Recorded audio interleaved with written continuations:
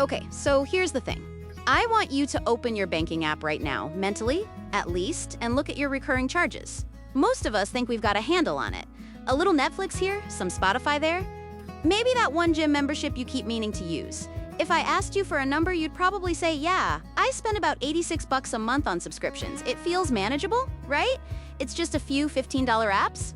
But here's the part that blew my mind. The recent data shows that while the average person thinks they're spending $86, their actual bank records show they're burning through $219 every single month. That's a $133 discrepancy. Every single month. We're talking about 155% underestimation of where our money is going. Let that sink in. And this isn't just a rounding error. It's what economists are calling the ownership gap. It's this weird psychological blind spot where we see a $15 charge and our brain just ignores it. But those tiny leaks add up to a massive flood. Have you noticed this lately? Does your paycheck feel smaller even though you haven't really changed your lifestyle?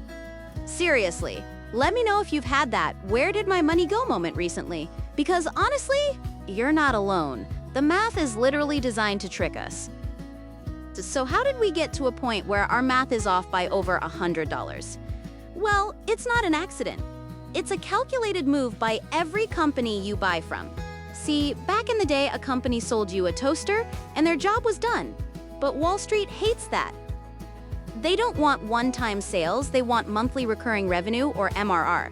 They want your wallet to be a predictable, dripping tap. This is why everything, and I mean everything, is becoming a subscription. We're moving from software as a service to hardware as a service. Imagine you buy a brand new car. It's got heated seats installed. The physical coils are right there under the leather. But to turn them on, you have to pay a monthly toll. It's like a gold-plated gate where the hardware is already in your driveway, but you're just renting the permission to use it. This is happening with Tesla, BMW, even your smart home locks. Companies are realizing that if they rent you your life instead of selling it to you, they can charge you for the same product 10 times over. It's a brilliant business model, but for us, it's a wealth killer. We're currently averaging 8.2 active services per person. It's not just movies anymore. It's your car safety features, your doorbell camera, and even the software that makes your printer work. You don't own the product. You own a right to access that can be revoked the second your credit card expires. Now, this is the part nobody talks about. If we're all paying more for things we used to own, who's actually getting rich off this complexity? It's not just the apps themselves. There's a whole web of middlemen standing in the shadows, catching the crumbs of every transaction. Every time that $15 charge pings your account, payment processors like Stripe are taking a 2 to 3% cut.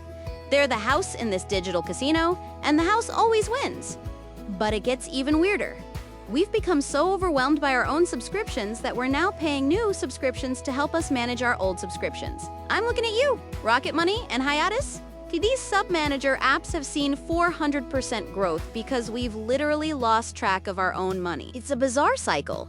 You pay $15 for a streaming service you forgot about, then you pay $5 a month to an app to tell you that you're wasting $15.